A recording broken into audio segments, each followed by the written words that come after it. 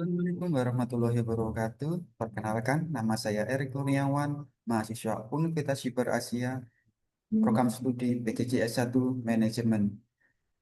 NIM 230201010242 dengan mata kuliah Bahasa Indonesia kelas MJ 402, dosen penempuh Ibu Erni Handayani, MPD. Saya di sini akan mempresentasikan ujian akhir sekolah saya yang berjudul Peran sumber daya manusia dalam meningkatkan daya saing perusahaan.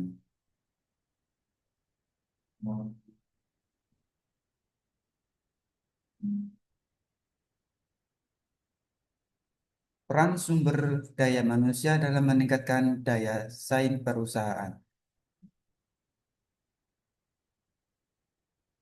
Latar belakang. Peran sumber daya manusia ada disebut dengan SDM dalam meningkatkan daya saing perusahaan menjadi semakin penting di era globalisasi dan digitalisasi saat ini. Sumber daya manusia bukan hanya aset terpenting dalam organisasi, tetapi juga merupakan kunci utama dalam menciptakan nilai dan inovasi. Berbagai penelitian bahwa pengelolaan SDM yang baik dapat berkontribusi secara signifikan terhadap kinerja perusahaan. Hal ini mencakup meningkatkan keterampilan, motivasi, dan kepuasan kerja karyawan yang pada akhirnya berdampak pada produktivitas dan efisiensi operasional. Selanjutnya, rumusan masalah. Berdasarkan latar belakang di atas, rumusan masalah dalam artikel ilmiah ini adalah yang pertama, satu, bagaimana peran SDM meningkatkan daya saing perusahaan. Yang kedua, apa aja faktor yang mempengaruhi efektivitas pengelolaan SDM dalam konteks daya saing. Yang ketiga, bagaimana strategi yang dapat diterapkan untuk mengoptimalkan peran SDM dalam perusahaan. Selanjutnya, manfaat penelitian. Penelitian ini diharapkan dapat memberikan manfaat sebagai berikut. Yang pertama, menjadi referensi bagi perusahaan dalam pengelolaan SDM secara efektif untuk meningkatkan daya saing. Yang kedua, meningkatkan wawasan bagi akademisi dan praktisi tentang pentingnya SDM. Yang SDM dalam konteks bersaing global menyediakan dasar bagi penelitian lebih lanjut mengenai pengelolaan SDM dan daya saing perusahaan. Yang ketiga, menyediakan dasar bagi penelitian lebih lanjut mengenai pengelolaan SDM dan daya saing perusahaan. Metodologi. Dalam metodologi yang digunakan dalam penelitian ini adalah studi literatur dengan mengumpulkan data dari berbagai sumber termasuk buku, artikel, dan laporan penelitian terkait pengelolaan SDM dan daya saing perusahaan. Analisis kualitatif akan ditetapkan untuk mengevaluasi informasi yang diperoleh dalam menarik kesimpulan yang relevan. Selanjutnya, definisi, fungsi, dan peran dan hubungan sumber daya manusia. Yang pertama, definisi sumber daya manusia. Sumber daya manusia dengan SDM merujuk pada individu yang terlibat dalam suatu organisasi, baik sebagai karyawan, manajer, atau pemimpin. SDM mencakup semua aspek yang berkaitan dengan pengelolaan tenaga kerja, seperti rekrutmen, pelatihan, pengembangan, penilaian kinerja, dan pengelolaan hubungan antara manajemen dan karyawan. SDM dianggap sebagai aset terpenting bagi perusahaan karena kinerja dan kemajuan organisasi sangat bergantung pada kemampuan, keterampilan, dan motivasi individu yang terlibat di dalamnya. Yang kedua, fungsi dan peran sumber daya manusia dalam organisasi.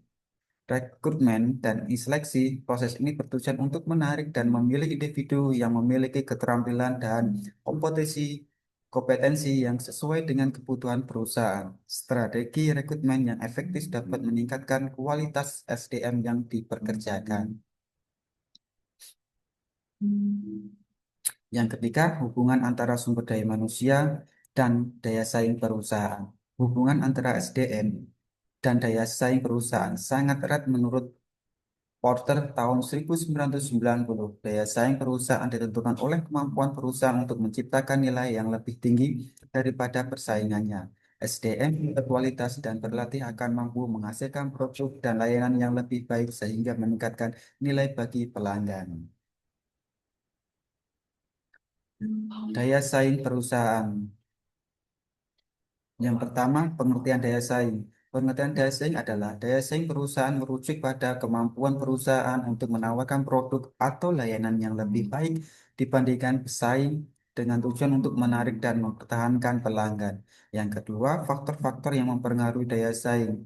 Terdapat beberapa faktor yang mempengaruhi daya saing perusahaan antara lain adalah kualitas produk. Kualitas produk adalah yang berkualitas tinggi akan lebih menarik bagi konsumen dan dapat membangun loyalitas pelanggan. Sedangkan inovasi adalah kemampuan untuk berinovasi dan menciptakan produk baru yang sangat penting untuk mempertahankan daya saing. Menurut Deloitte tahun 2000-2021, perusahaan yang berinvestasi dalam inovasi memiliki potensi pertumbuhan yang lebih tinggi. Efisiensi operasional adalah proses bisnis yang efisien dapat mengurangi biaya dan meningkatkan probabilitas sehingga perusahaan dapat menawarkan harga yang lebih kompetitif. Yang ketiga, pentingnya daya saing dalam dunia bisnis. Perusahaan yang memiliki daya saing tinggi cenderung memiliki pertumbuhan dapat yang lebih baik dan mampu bertahan dalam kondisi ekonomi yang sulit. Selain itu, daya saing juga berkontribusi pada menciptakan lapangan kerja dan pertumbuhan ekonomi secara keseluruhan.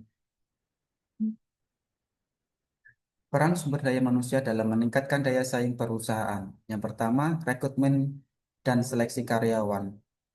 Strategi rekrutmen yang aktivis adalah rekrutmen yang efektif adalah langkah awal yang krusial untuk memperoleh SDM yang berkualitas. Perusahaan perlu mengembangkan strategi rekrutmen yang mencakup penggunaan berbagai saluran seperti media sosial, pekerjaan, dan jaringan profesional. Kriteria seleksi karyawan yang kompeten. Kriteria seleksi yang tepat akan memastikan bahwa karyawan yang terpilih memiliki kompetisi yang sesuai dengan kebutuhan perusahaan. Selain keterampilan teknis, perusahaan juga perlu mempertimbangkan soft skill seperti kemampuan komunikasi dan kerjasama tim. Selanjutnya, studi kasus perusahaan yang berhasil meningkatkan daya saing melalui sumber daya manusia disebut dengan SDM. Yang pertama, profil perusahaan. Salah satu contoh perusahaan yang berhasil meningkatkan daya saing melalui pengolahan SDM adalah Google. Yang kedua, strategi sumber daya manusia yang diterapkan. Google menerapkan berbagai strategi dalam mengolah SDM, termasuk program pelatihan berkelanjutan, fleksibilitas kerja, dan insentif yang menarik.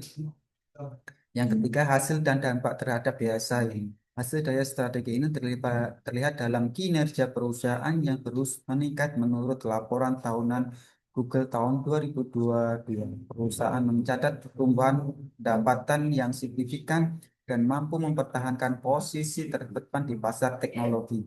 Pendekatan proaktif dalam pengelolaan SDM telah memberikan kontribusi besar terhadap keberhasilan dan daya saing perusahaan. Tantangan dalam mengelola sumber daya manusia, yang pertama perubahan lingkungan bisnis. Perubahan lingkungan bisnis yang cepat termasuk perkembangan teknologi dan perubahan perilaku konsumen menjadi tantangan bagi perusahaan dalam mengelola SDM. Yang kedua, teknologi dan digitalisasi. Digitalisasi telah mengubah cara perusahaan beroperasi dan berinteraksi dengan karyawan. Perusahaan perlu mengintegrasikan teknologi dalam pengelolaan SDM untuk meningkatkan efisiensi dan efektivitas. Yang ketiga, keterbatasan sumber daya manusia. Keterbatasan dalam jumlah dan kualitas SDM dapat menjadi hambatan bagi perusahaan dalam mencapai tujuan strategi. Banyak perusahaan menghadapi kesulitan dan menemukan karyawan yang memiliki keterampilan yang sesuai dengan kebutuhan industri.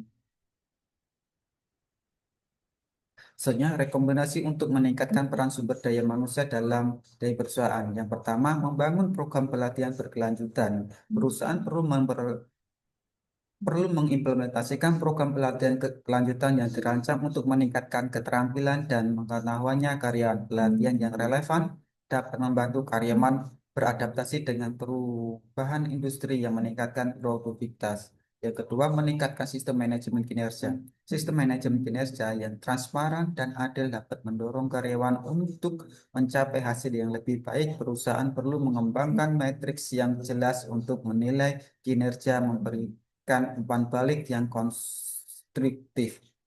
Yang ketiga, membangun budaya organisasi yang positif. Budaya organisasi yang positif dan inklusif akan menciptakan lingkungan kerja yang mendukung kolaborasi yang inovatif. Perusahaan harus berkomitmen untuk membangun budaya saing, budaya yang menghargai keberagaman dan inklusif serta memberikan kesempatan bagi karyawan untuk berkontribusi secara maksimal. Kesimpulan, dari pembahasan yang telah disampaikan dapat disimpulkan bahwa sumber daya manusia atau sebenarnya SDM memegang peran yang dapat penting dalam mencapai daya meningkatkan produktivitas, tetapi juga inovasi, efisiensi operasional. Fungsi-fungsi utama pengelolaan SDM seperti rekrutmen, pelatihan, dan manajemen kinerja merupakan aspek krusial yang harus diperhatikan oleh perusahaan. Yang Perusahaan kualitas SDM dan daya saing menunjukkan bahwa investasi dalam pengembangan karyawan dapat berdampak positif terhadap kinerja perusahaan. Namun, perusahaan juga dihadapkan pada beberapa tantangan seperti perubahan lingkungan bisnis dan keterbatasan sumber daya manusia. Untuk mengatasi tantangan ini, perusahaan perlu menerapkan strategi yang efektif seperti program pelatihan berkelanjutan, perusahaan manajemen kinerja yang transparan dan budaya organisasi yang positif. Dengan demikian, pengelolaan SDM yang baik dan tidak meningkatkan daya saing perusahaan, tetapi juga menjadi kunci keberhasilan dalam menghadapi dinamika pasar yang terus merubah.